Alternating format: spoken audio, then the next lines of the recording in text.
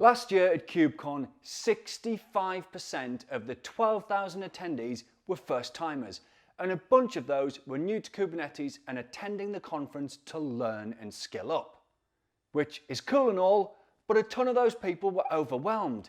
And that's fine, because it is a big event and Kubernetes is hard, which is why we're running a Kubernetes 101 workshop at KubeCon Amsterdam on the Monday, the day before the conference starts.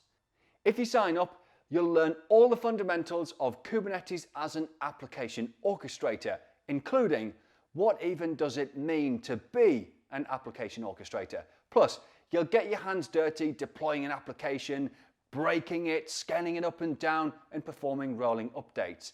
And the lab environment that you'll do it in, msb.com, honestly, it is like nothing you have used before.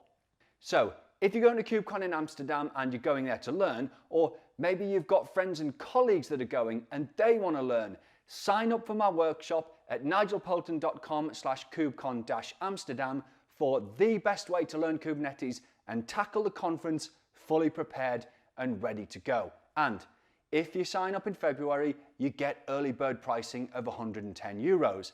Looking forward to seeing you there.